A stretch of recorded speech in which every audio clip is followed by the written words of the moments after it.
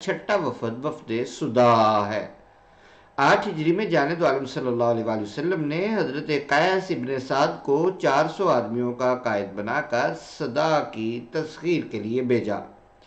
یہ قبیلہ بھی یمن کے علاقے میں آباد تھا اور اپنے مورث اعلیٰ صدا ابن حرب کی نسبت سے صدا کہلاتا تھا۔ سواد، دال، الف اور حمزہ۔ حضرت قیس کی روانگی سے تھوڑی دیر بعد اس قبیلے کا ایک معزز آدمی زیاد مدینہ منورہ آیا۔ اس کو جب حضرت قیس کی مہم کا پتہ چلا تو وہ جانب عالم کی خدمت میں حاضر ہوا اور عرض کی، میں قبیلہ صدا کا نمائندہ بن کر آیا ہوں اور اپنی قوم کی طرف سے ضمانت دیتا ہوں کہ آپ کی مکمل اطاعت کرے گی، اس لیے قیس کو واپس بلا لیجئے۔ جانب عالم صلی اللہ علیہ وسلم نے اس کی پیشکش کو پسند فرمایا اور حضرت قیس کو واپس بلا لیا۔ اس کے بعد زیاد اپنی قوم کی طرف لوٹ کر گیا اور 15 آدمی ساتھ لایا۔ حضرت سعد بن عبادہ کے اس قبیلے کے ساتھ شاید کوئی قدیمی مراسم تھے، اس لیے عرض کی کہ اگر اجازت ہو تو میں ان کو اپنے پاس ٹھہرا لوں۔ جانب عالم صلی اللہ علیہ وسلم نے اجازت دے دی تو حضرت سعد ان کو لے کر اپنے گھر تشریف لے گئے اور ان کی خوب خاطر مدارت کی۔ پھر انہیں لے کر دربار اقدس میں حاضر ہوئے۔ سب نے توحید و رسالت کا اقرار کیا اور کہا کہ ہم اپنے قبیلے کے باقی تمام لوگوں کی طرف سے اسلام کی ضمانت دیتے ہیں۔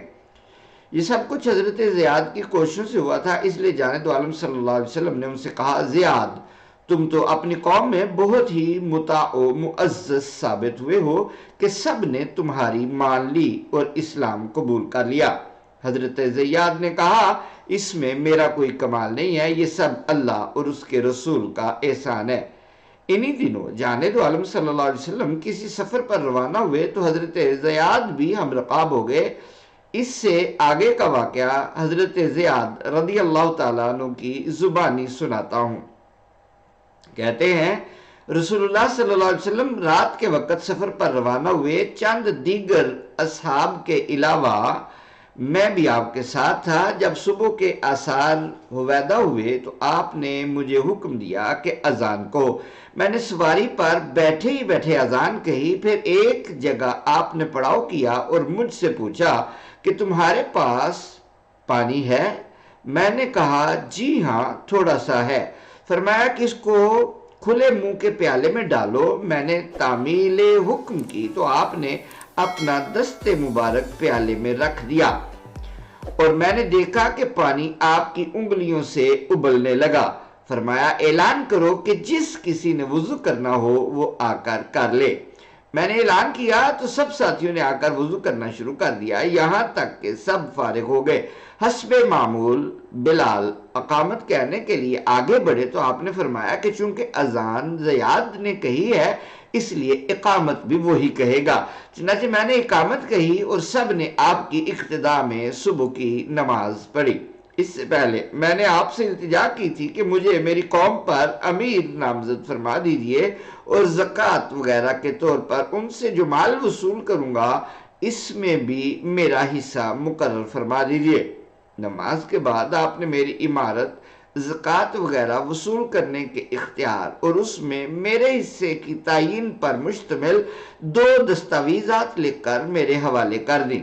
اسی دوران کسی اور علاقے کا ایک شخص حاضر ہوا اور عرض کی، یا رسول اللہ، آپ نے جس آدمی کو ہمارے علاقے کی عمارت سپرد کی ہے وہ بڑا ظالم ثابت ہوا ہے۔ اس کے اور ہمارے درمیان زمانہ جاہلیت سے کچھ اختلاف تھا، اس وجہ سے وہ ہمیں ناجائز تنگ کرتا رہتا ہے۔ اچھا، اس نے اس قسم کی حرکتیں شروع کر دی ہیں؟ آپ نے ناراضگی آمیز حیرت سے کہا، پھر ہماری طرف متوجہ ہو کر ارشاد فرمایا، مومن آدمی کے لیے عمارت میں بھی کچھ بھلائی نہیں ہے۔ آپ کی بات میرے دل میں بیٹھ گئی۔ پھر ایک سائل اٹھا اور کہا کہ مجھے زکوٰۃ میں سے کچھ دیجئے۔ فرمایا زکوٰۃ کی تقسیم اتنا اہم معاملہ ہے کہ اللہ تعالیٰ نے اسے نہ کسی فرشتے کی ثوابدید پر چھوڑا ہے، نہ کسی نبی مرسل کی مرضی پر، بلکہ اس کے حقدار خود متعین فرمائے ہیں۔ اگر تم ان میں شامل ہو تو تمہارے لیے زکوٰۃ کا مال جائز ہے۔ اگر تم غنی ہوتے ہوئے زکوٰۃ مانگ رہے ہو تو یاد رکھو کہ ایسے شخص کے لیے زکوٰۃ کا مال سردردی اور پیٹ کی بیماریوں کا باعث بن جاتا ہے۔ آپ کی باتیں بھی میرے دل کو لگی۔ وہ 2 دستاویزیں جو آپ نے میرے لیے لکھوائی تھیں واپس کر دی۔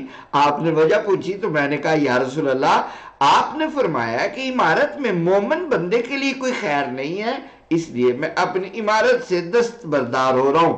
آپ نے یہ بھی فرمایا کہ جو شخص غنی ہوتے ہوئے زکوٰۃ کا مال استعمال کرے اس کو بیماریاں گھیر لیتی ہیں، اور میں چونکہ غنی ہوں اس لیے زکوٰۃ میں آپ نے جو میرا حصہ مقرر فرمایا ہے وہ بھی اب نہیں لوں گا۔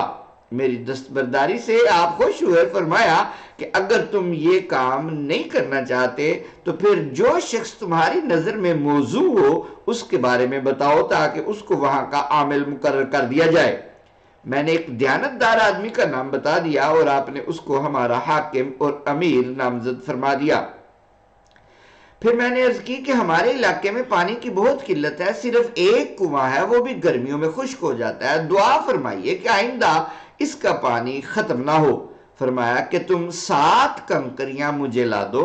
میں نے 7 کنکریاں چن کر پیش کی تو آپ چند لمحوں تک انہیں اپنے ہاتھوں میں الٹتے پلٹتے رہے، پھر مجھے واپس کر دیا اور فرمایا کہ ان کو ایک ایک کر کے اپنے کنویں میں ڈال دینا۔ میں نے وہ کنکریاں سنبھال کر رکھ لی اور جب اپنے علاقے میں واپس آیا تو حسب ارشاد کنویں میں ڈال دی۔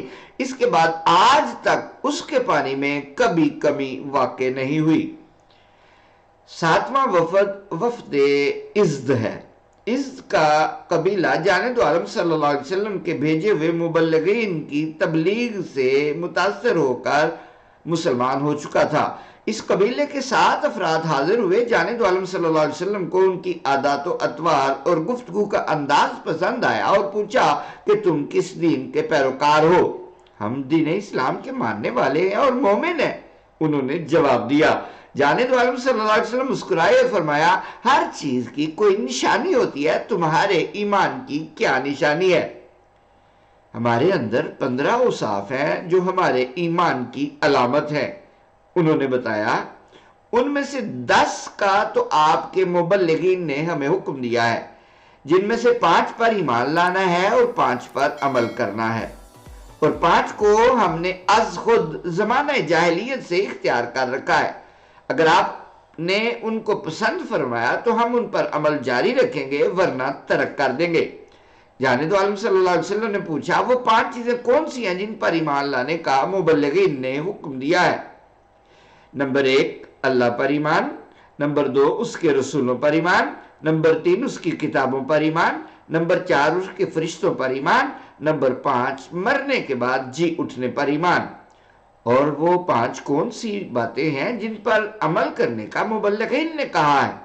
نمبر 1 لا الہ الا اللہ محمد رسول اللہ کہنا، نمبر 2 نماز پڑھنا، نمبر 3 زکوٰۃ دینا، نمبر 4 رمضان کے روزے رکھنا، اور نمبر 5 بشرط استطاعت حج کرنا۔ اور وہ 5 صفات کون سی ہیں جو تم نے زمانہ جاہلیت میں از خود اختیار کر لی تھی؟ نمبر 1 آسائش کے وقت شکر کرنا، مصیبت آنے پر صبر کرنا، قضاء پر راضی رہنا، میدان جنگ میں ثابت قدم رہنا، اور دشمنوں کی تکلیف پر خوش نہ ہونا۔ زمانہ جاہلیت یعنی کفر و شرک کے دور میں جو لوگ ایسی بلند پایا صفات و عادات از خود اپنا لیں ان کی بصیرت و فراست اور دانش و بینش میں کیا شک ہو سکتا ہے؟